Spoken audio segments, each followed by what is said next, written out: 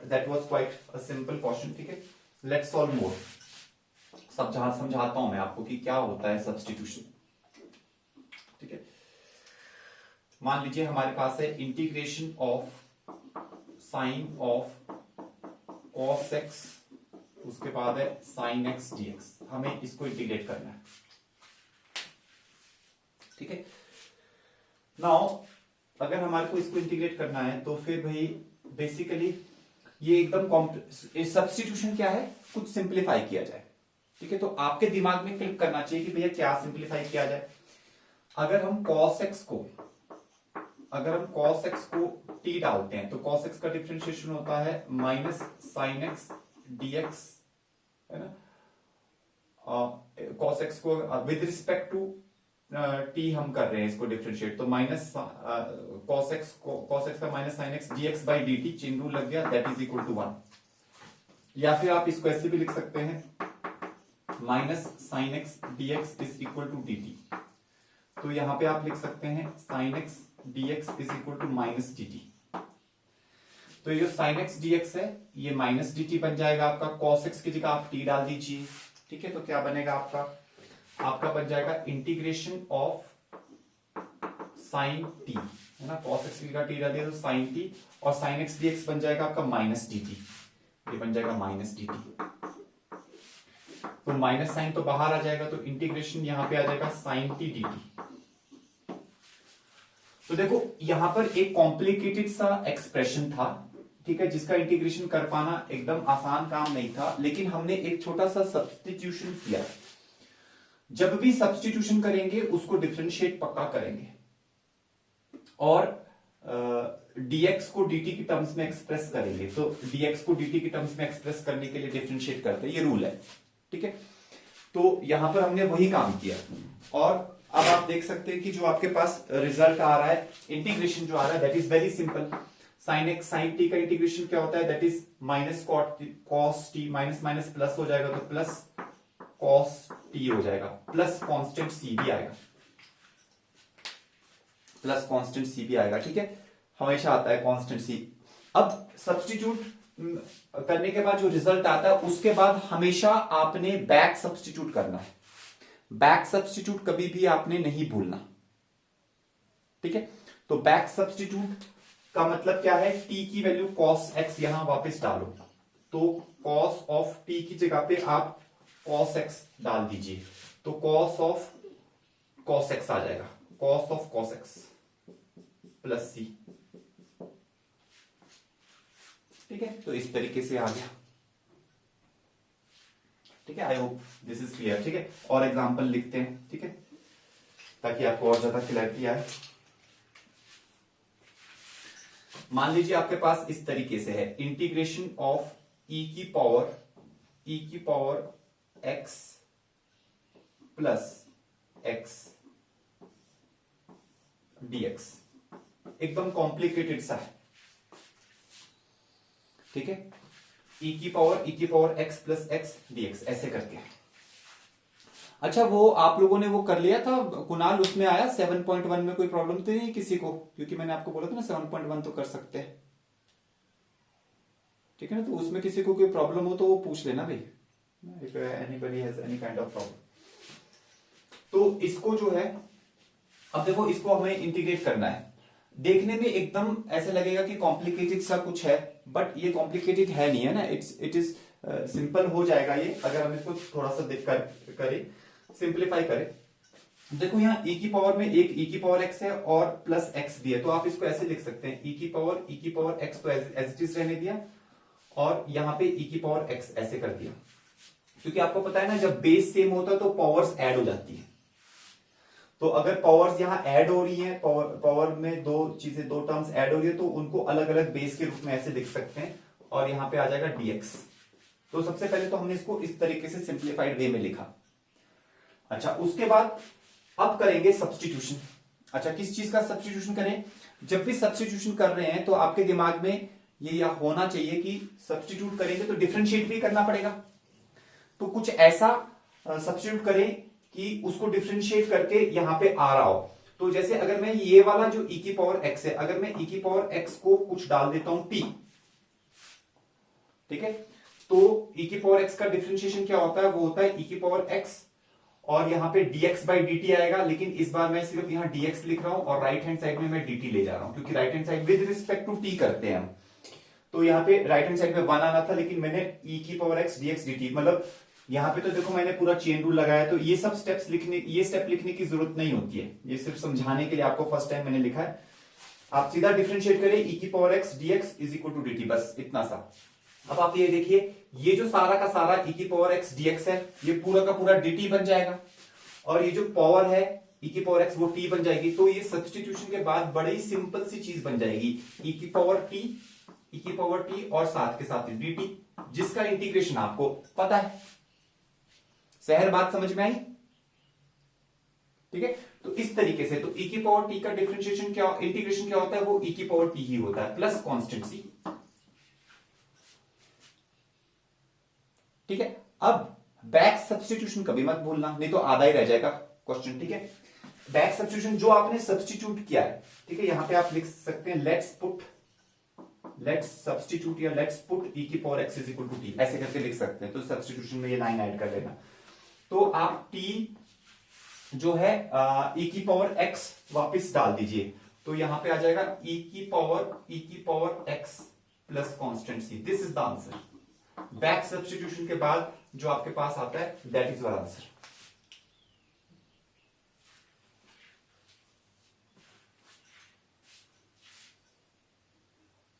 ठीक है, अच्छा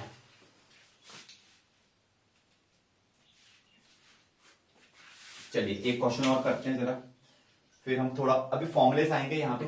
अभी मैं जस्ट आपको थोड़ा सा गियर अप कर रहा हूं। ठीक है, क्वेश्चंस हमने बहुत सारे करने हैं, we have to solve a lot of questions. ठीक है, क्योंकि सबसे ज्यादा क्वेश्चंस इंटीग्रेशन में सॉल्व करेंगे, यहाँ पे प्रैक्टिस बहुत ज्यादा चाहिए। आपको भी मैं बोलूंगा बहुत ज्यादा क्वेश्चन सॉल्व करो। जो मटेरियल आपको दिया हुआ है उसमें इंटीग्रेशन के ऊपर लगभग एक इनडेफिनेट के ऊपर 200 क्वेश्चंस के करीब है, फिर डेफिनेट के ऊपर भी 190 के करीब क्वेश्चंस हैं, और एनसीईआरटी में भी सबसे ज्यादा क्वेश्चंस इसी के ऊपर है, क्योंकि यहाँ पे बहुत ज्यादा प्रैक्टिस की जरूरत होती है। अगर आपने इंटीग्रेशन को प्रैक्टिस नहीं किया, आपको नहीं आएगा समझ में, तो इसको बहुत ज्यादा अच्छी ढंग से प्रैक्टिस करो। ठीक है, चलिए नेक्स्ट हम देखते हैं जरा, मान लो नेक्स्ट एग्जांपल लेते हैं, integration of let us take it as tan to the power of 4x and secant square x dx। tan की power 4x secant square x dx। ठीक है, अच्छा हमें एक चीज पता है कि tan का डिफरेंशिएशन secant स्क्वायर x होता है, तो यहां secant स्क्वायर x है और यहां tan भी है। ये चीज पता होने की वजह से आप सब्स्टिट्यूट क्या करेंगे, let us put tan x is equal to t, let us differentiate it, so we will have secant square x dx is equal to dt। तो क्या चीज सब्स्टिट्यूट करना है, ये जानने के लिए आपको डिफरेंशिएशन के फॉर्मुलेस भी एकदम टिप्स पे होंगे, तो आपको बहुत आसानी रहेगी। तो secant स्क्वायर x dx ये dt बन जाएगा, और tan की जगह t डाल दो, तो ये इंटीग्रेशन क्या बन जाएगा, ये बन जाएगा t की पावर 4 इंटू dt। ये dt हो गया और ये t की पावर 4 बन गई। अच्छा अब क्या है, अब आप इसको इंटीग्रेट कर सकते हो आसानी के साथ। ठीक है, t की पावर 4 यहां पे है, यहां पे dt है, तो आपके पास आ जाएगा t की power 4 plus 1 upon 4 plus 1, t की पावर 5/5 प्लस कांस्टेंट c लिखना मत भूलना। अब t की वैल्यू tan x डाल दो, बैक सब्स्टिट्यूट कर दो, तो tan x की power 5 upon 5 plus constant c।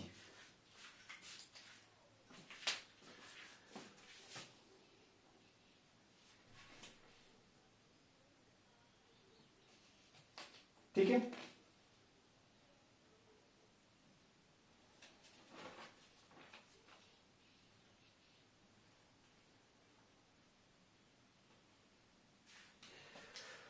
तो अभी क्वेश्चंस और भी करते हैं, लेकिन अब हम जरा कुछ इंपॉर्टेंट चीज कर लेते हैं। फॉर्मूलाज जो हैं उनको एक नया रूप दे देते हैं, जो हमने पिछली क्लास में फॉर्मूलेस पढ़े थे।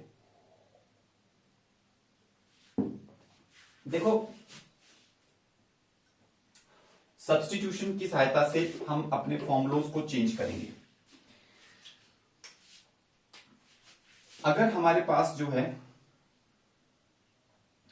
ठीक है, जैसे हमारे पास है फर्स्ट फॉर्मूला जो है इंटीग्रेशन ऑफ, हम लोगों ने क्या पढ़ा था, x की पावर n dx, इसका फॉर्मूला पढ़ा था। अगर x ना हो, x की जगह पर हो integration of ax plus B whole to the power of n dx, ये है। ठीक है, जितने भी मैंने आपको लास्ट क्लास में फॉर्मुलेस कराए हैं उसमें हम कुछ चेंजेस ला रहे हैं, we are bringing some changes. ठीक है, x की पावर n था, x की पावर n की जगह पे ax plus B whole to the power of n हो। ठीक है, तो होता क्या है, रूल कैसे याद रखना है आपने, फॉर्मूला यही वाला लगेगा। x की पावर n का क्या फॉर्मूला था, x की power n plus one divided by n plus one, तो यहां पर भी एक लीनियर है, लीनियर की पावर n है, तो फॉर्मूला यही लगेगा ax plus B whole to the power of n plus one divided by n plus one. लेकिन अब यहां पर जो ये x का कोफिशिएंट है a, उससे यहां पर डिवाइड भी करना है, प्लस कांस्टेंट c, जो x का कोफिशिएंट a है उससे डिवाइड करना। अच्छा, क्यों करना है, सब्स्टिट्यूशन की वजह से। जस्ट लुक एट दिस, मैं यहां पे इसको प्रूफ करके बताता हूं आपको। यहां पे ये जो ax प्लस बी है, मैं इसको ax प्लस बी को सब्स्टिट्यूट कर रहा हूं t, ax प्लस बी को सब्स्टिट्यूट किया t, ठीक है। सब्स्टिट्यूट करने के बाद डिफरेंशिएट तो करना पड़ता है, b तो कांस्टेंट है, इसका डिफरेंशिएशन 0 हो जाएगा, a कांस्टेंट बाहर, x का डिफरेंशिएशन dx और राइट हैंड साइड में dt आ जाएगा। तो dx का वैल्यू क्या आएगा, क्योंकि हमें यहां dx लिखना है dt की टर्म्स में, dx का वैल्यू आ जाएगा dt बाई a। ठीक है, मैं आपको स्टेप्स बता रहा हूं, ये प्रूफ्स जो है ये ऐसे कोई पूछेगा नहीं, ये proofs they are not important, लेकिन समझने के लिए बहुत जरूरी है। तो ax प्लस बी की जगह पे t डाल दो, तो आपके पास ये इंटीग्रेशन क्या बनेगा, ये इंटीग्रेशन बनेगा t की पावर n और dx की जगह पे आ जाएगा dt upon a, dt upon a, a constant है, you can take it out, और t की पावर n का इंटीग्रेशन क्या होगा, ये 1 अपॉन a बाहर आ गया, t की पावर n का इंटीग्रेशन बन गया t की power n plus one upon n plus one, और प्लस कांस्टेंट कर लो। अच्छा, अब बैक सब्स्टिट्यूट भी कर लो, बैक सब्स्टिट्यूट क्या है, ax प्लस b, तो t की जगह पे जब आप डालोगे ax plus B whole to the power of n plus one divided by, नीचे क्या है, नीचे है a times n plus one, denominator में क्या है a times n plus one, तो आपके पास वही रिजल्ट आ जाएगा जो मैंने लिखा है,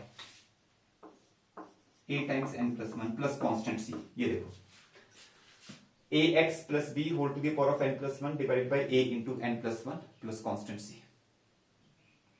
ठीक है, अभी देखो और बताता हूं मैं आपको दूसरा फॉर्मूला, जो कुछ फॉर्मुलेस हमने लास्ट क्लास में किए हैं वो सारे के सारे फॉर्मुलेस जो है उनमें हम छोटा सा चेंज लाएंगे, और वो चेंज सब्स्टिट्यूशन के बलबूते पे आता है। जैसे हमने लास्ट क्लास में फॉर्मूला किया था, integration of 1 upon x dx is equal to log x plus constant c। तो इस बार फॉर्मूला क्या है, इंटीग्रेशन x की जगह पर कुछ भी लीनियर हो, ax प्लस बी, जैसे यहां पर भी x की जगह पर ax प्लस बी था, तो x की जगह पर ax प्लस बी अगर हो, a और b कुछ भी कांस्टेंट हो सकते हैं, तो इसका भी आपके पास वही आएगा, log of ax plus b ही आएगा, बस divided by coefficient of a करना है, ये फॉर्मूला। ठीक है ना, तो इस तरीके से। अच्छा, तो इसका अगर प्रूफ करना चाहे तो बड़ी सिंपल सी चीज है, आप क्या करो, ax प्लस बी को t डाल दो, जैसे यहां पे डाला था ax प्लस बी को t डाला, फिर डिफरेंशिएट करो, तो ये आ जाएगा a into D X is equal to D T. अच्छा, फिर dx की वैल्यू क्या आएगी, dx की वैल्यू आ जाएगी dt by A, step by step. ठीक है, तो dx की वैल्यू आ गई dt बाई ए। अब क्या करो, dx की वैल्यू dt बाई ए आई, तो यहां पर देखो डाल दो, यहां पे सब्स्टिट्यूट कर दो। अच्छा, यहां ऊपर dx लिख देते हैं ना, तो आपके पास क्या आ जाएगा, इंटीग्रेशन ऑफ dx की वैल्यू है dt by A whole divided by ax plus B is t, तो बाहर आ जाएगा 1 अपॉन a, और यहां पे आ जाएगा integration of dt by T, वो क्या होता है, वो होता है log, तो 1 upon a into log T plus constant c। अब बैक सब्स्टिट्यूट कर दो t की जगह ax प्लस बी, तो यह आ जाएगा log of ax plus B whole divided by a plus constant c। I have proved.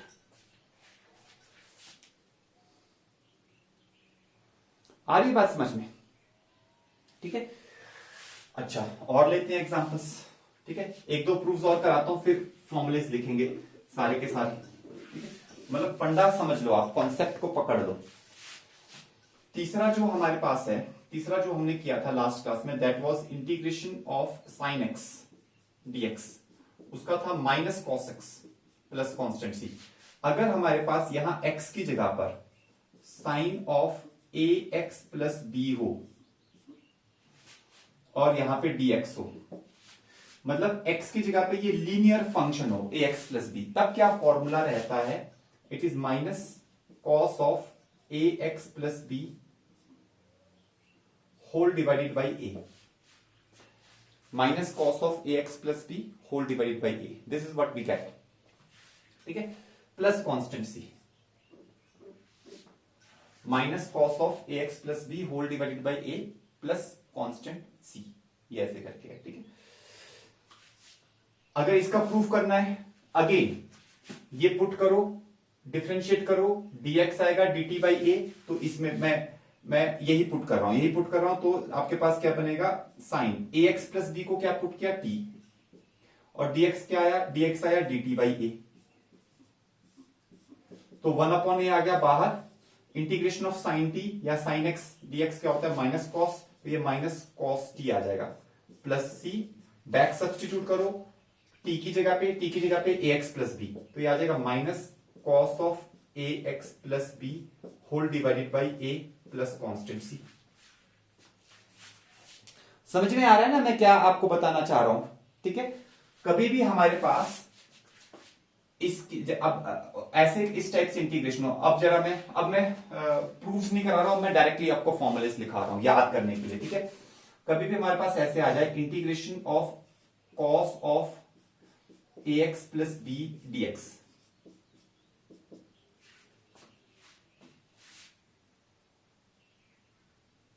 Cos of ax plus B dx।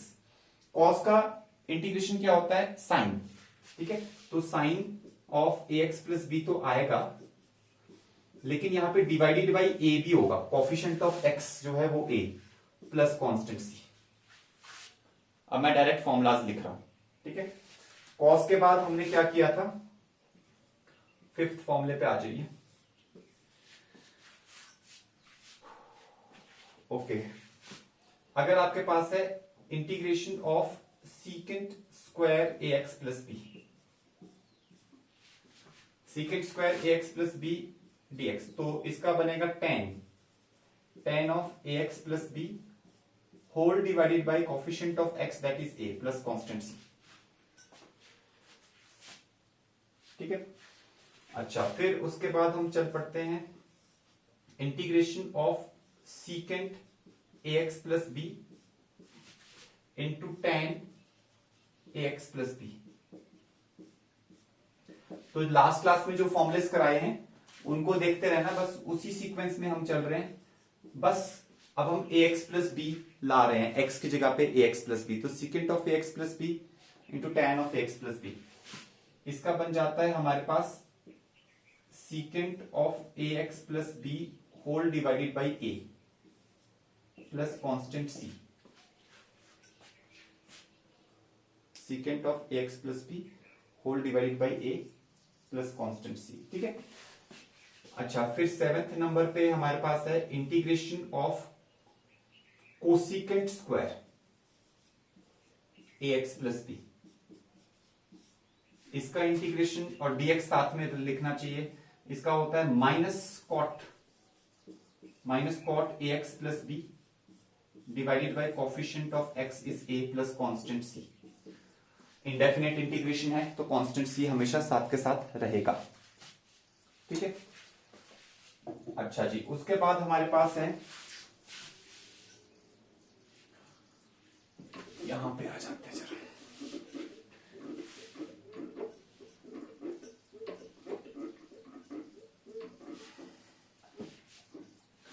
Seventh के बाद then we have got eighth formula. मान लो आपके पास है integration of cosecant ax plus B into cotangent ax plus B. ठीक है, dx, cosec ax plus B into cot ax plus B dx, अगर ऐसे करके है तो इसमें हम कर सकते हैं, इसका आ जाएगा minus cosec ax plus B whole divided by coefficient of x that is a plus constant c, minus cosec ax plus B divided by a plus constant c, इस तरीके से आ जाएगा। ठीक है, अच्छा then we have got next, मान लो हम ये वाला ले लेते हैं e की power ax plus B dx, तो इसमें भी यही रूल लगेगा, e की पावर ax प्लस बी का e की पावर x प्लस बी रहेगा ही रहेगा, divided by coefficient of x that is a plus another constant, integration constant जिसको कहते हैं, that will always be there. तो आप लोगों ने पकड़ लिया ना पैटर्न कि भैया जहां पर भी e की पावर किसी भी फंक्शन में ax प्लस बी है, जैसे एक जनरल रिजल्ट लिख देते हैं, नोट एक जनरल रिजल्ट लिख देते हैं, मान लो जनरली हमारे पास f of ax plus B हो, कोई भी फंक्शन हो, कोई भी फंक्शन हो f फंक्शन, क्योंकि यहां पे हम अलग अलग फंक्शन ही तो चेंज कर रहे हैं, यहाँ एक्सपोनेंशियल था, यहाँ कोसेक x कॉट x था, यहाँ कोसेक स्क्वायर x था, सेकंड x tan x, हर बार फंक्शन ही तो चेंज कर रहे हैं। तो इन जनरल एक नोट लिख लो, अगर f of ax plus B हो, f फंक्शन हो कोई, उस f फंक्शन का इंटीग्रेशन मान लो दूसरा फंक्शन है कैपिटल F, तो वो capital F ax plus b as it is रहेगा, whole divided by coefficient of a आएगा, this is the general result plus constant c। तो यहाँ पे f फंक्शन की जगह कोई भी फंक्शन हो सकता है, जैसे यहाँ एक्सपोनेंशियल फंक्शन था। ठीक है, नेक्स्ट वाले में ले लेते हैं हम, मान लीजिए 10th हमारे पास है, वो इनवर्स वाले ले लेते हैं, चलो integration of dx upon 1 minus ax plus B whole square, ऐसे करके, और अंडर रूट भी है 1 minus ax plus B whole square का अंडर रूट। तो dx upon 1 minus x square का अंडर रूट जो होता था उसका साइन इनवर्स x होता था, तो वैसे यहां पर भी होगा, it will be sine inverse of ax plus b होगा, बट कोफिशिएंट ऑफ x से डिवाइड करना पड़ेगा, that is divided by a। ठीक है, तो यहां पे फंक्शन अलग अलग फंक्शंस होंगे, तो जब भी ax प्लस बी x की जगह पर ax प्लस बी होता है तो divided by coefficient of x करना है, दिस इज द रूल। ठीक है, इसी तरीके से कॉस इनवर्स x का भी हमने किया था, खैर इस बार मैं आपको एक दो छोड़ रहा हूं, वाला छोड़ रहा हूं, यहाँ पे tan वाला कर लेते हैं, dx upon 1 plus ax plus B का होल स्क्वायर, तो इसका बनेगा tan इनवर्स ऑफ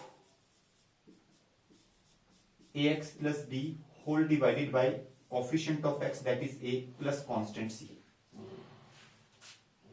ये ऐसे करके आ गया।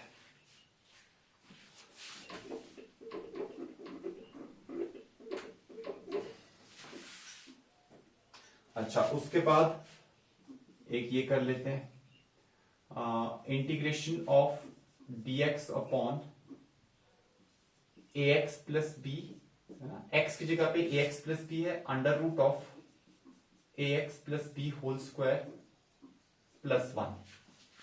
याद है आपको, integration of dx upon x into under root of x square plus 1 था, जिसका सीकेंट इनवर्स होता था। ठीक है, वही है, x की जगह पे ax प्लस बी डाला है, तो इसका भी क्या बनेगा, इसका बनेगा secant inverse of ax plus B whole divided by coefficient of x that is a plus constant c। तो सिंपली ये बनेगा इसका। ठीक है, अच्छा फिर एक वो भी कर लेते हैं, मान लो आपके पास सिंपली ऐसे करके हो, जैसे हम करते थे ना, वहां पे करते थे इंटीग्रेशन ऑफ dx क्या होता है, that is x plus c। तो अगर हमारे पास dx की जगह पे ऐसे हो, integration of d of ax plus b हो, इसमें भी ये रूल एप्लीकेबल है। ठीक है, अगर हमारे पास क्या हो, d of ax plus b हो। ठीक है, तो यहां पर हाँ, अच्छा यहां पर d जब d of ax plus b होता है, तो सबसे पहले तो d का मतलब आप इसको डेरिवेटिव भी ले सकते हो। ठीक है, you can take it as derivative. ठीक है, तो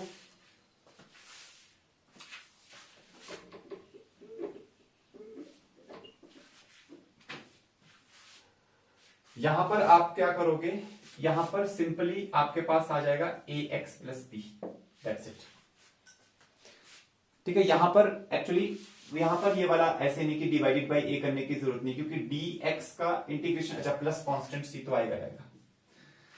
अच्छा dx का इंटीग्रेशन x है, d के अंदर जो भी फंक्शन हो, अगर d ऑफ समथिंग हो तो सीधा उसी का इंटीग्रेट वही बन जाता है। अगर आपके पास हो d ऑफ साइन x हो तो बेसिकली वो d डिफरेंशिएशन और इंटीग्रेशन ये दोनों कैंसिल होंगे, सिर्फ साइन x बचेगा प्लस कांस्टेंट सी।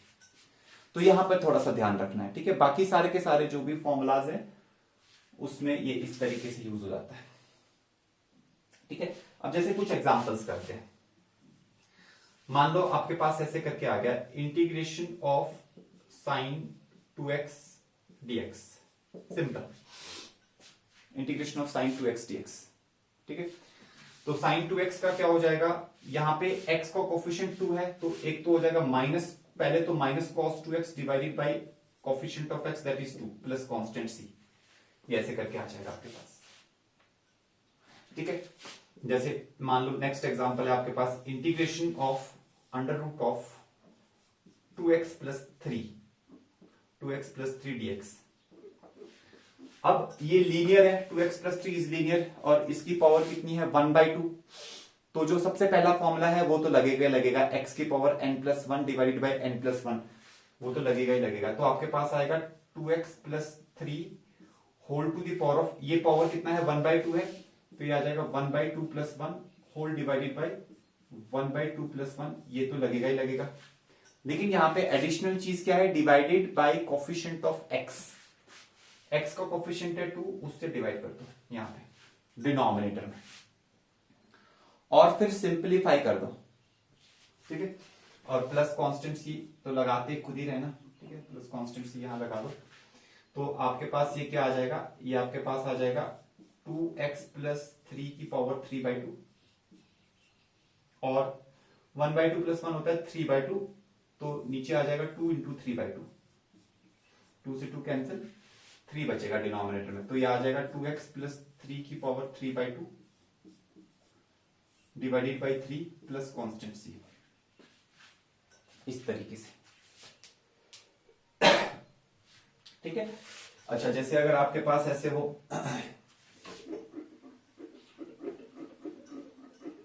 नोट करते जाओ, सिंपल एग्जांपल्स है but keep on noting them, ठीक है। आपके बेसिक्स यहां से क्लियर होंगे छोटे छोटे क्वेश्चंस को करके, ठीक है। फिर टिपिकल क्वेश्चंस भी करेंगे हम डेफिनेटली। नेक्स्ट एग्जांपल में मान लो आपके पास हो integration of dx upon 1 plus let us take 2x plus 3 का होल स्क्वायर, ठीक है। तो इसमें क्या है, डायरेक्ट फॉर्मूला, सबसे पहले आपको याद रखना चाहिए 1/1 प्लस एक्स स्क्वायर, अगर 2x प्लस 3 की जगह x होता तो उसका tan इनवर्स x होता है, वो याद रखना चाहिए आपको बेसिकली। तो इसका आपके पास क्या बनेगा, इसका बनेगा tan इनवर्स ऑफ x की जगह पे ये लीनियर है 2x plus 3, tan inverse of 2x plus 3 whole divided by 2 plus constant c, simple direct formula, ठीक है।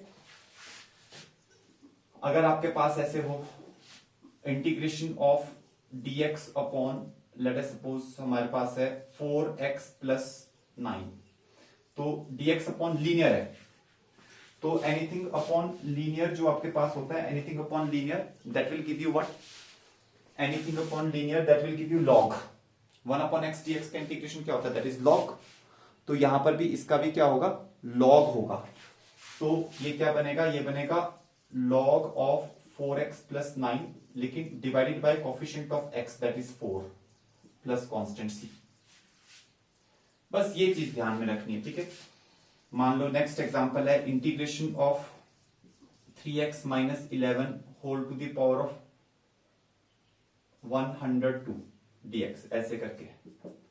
तो इसमें भी कुछ घबराने की जरूरत नहीं है, पावर बहुत हाई है और लेकिन यहां लीनियर है, लीनियर फंक्शन है। अच्छा ध्यान रहे सिर्फ लीनियर होना चाहिए, क्वाड्रेटिक ना हो।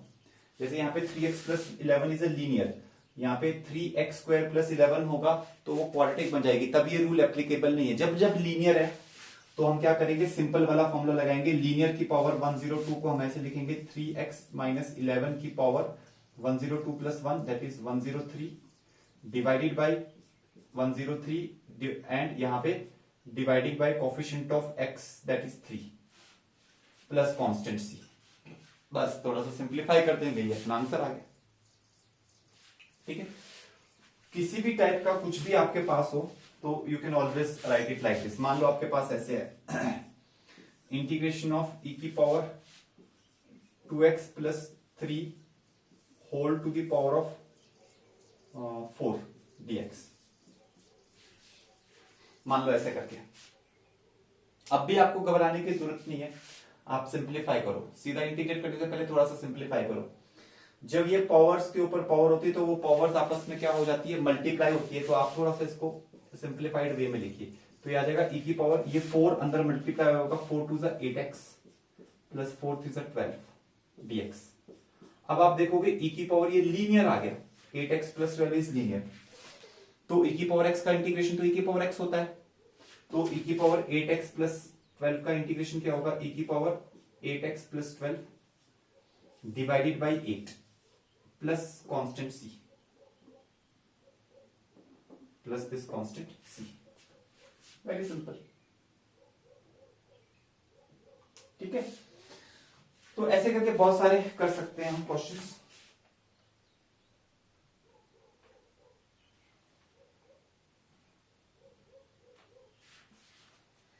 जैसे कर लेते हैं और क्वेश्चंस उठा लेते हैं।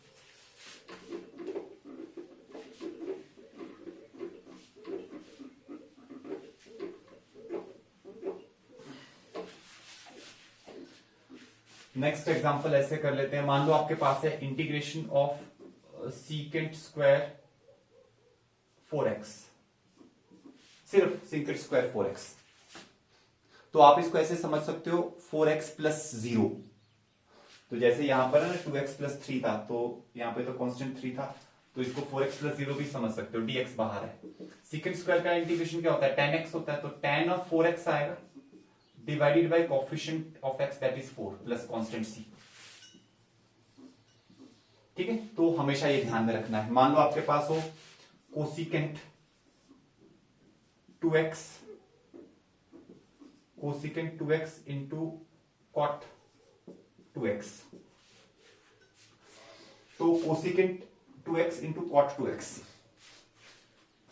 अब कोसिकेंट x कॉट x का क्या होता है, माइनस कोसिकेंट x होता है इंटीग्रेशन का फॉर्मूला। ठीक है, लेकिन यहां पे x की जगह पे 2x है, तो इसका माइनस कोसिकेंट 2x बनेगा, लेकिन डिवाइडेड बाय 2 भी आएगा,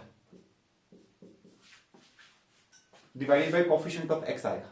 this is what I want to teach you. ठीक है, मान लो आपके पास है integration of cosecant square 3x plus 2, ऐसे करके 3x प्लस 2। तो कोसिकेंट स्क्वायर का होता है कॉट, तो डेफिनेटली माइनस कॉट। ठीक है, तो minus cot of 3x plus 2 definitely बनेगा divided by coefficient of 3, coefficient of x that is 3। तो ये रूल बड़ा जरूरी है, बहुत ज्यादा कॉमनली यूज्ड होता है, और ये रूल आता कहां से, सब्स्टिट्यूशन से आता है। सब्स्टिट्यूशन का सबसे बेसिक फंडा ये है कि ये बनेगा ही बनेगा। ठीक है, अच्छा अगर हमारे पास कुछ ऐसे करके है, मान लीजिए कि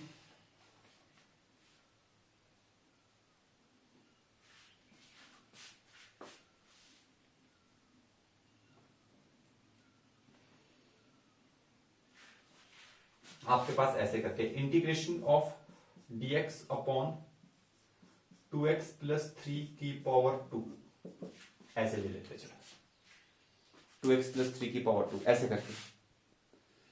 तो कैसे करेंगे, इस डिनोमिनेटर को ऊपर ले जाओ न्यूमरेटर में।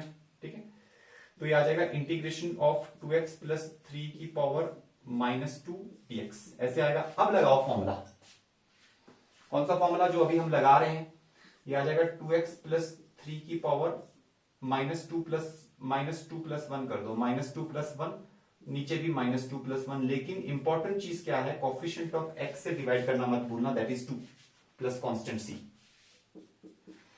तो यहाँ पे -1 into two that will be -2, तो -1/2 बाहर आएगा और 2x प्लस 3 की पावर -1 वो डिनोमिनेटर में ले जाओ तो वो 2x प्लस 3 ही बन जाएगा plus constant c। This is the answer. तो काफी सारे करा दिए मैंने यहाँ पे आपको, सिर्फ ये समझाने के लिए कि we have to divide by the coefficient of x। ठीक है, तो I hope this is quite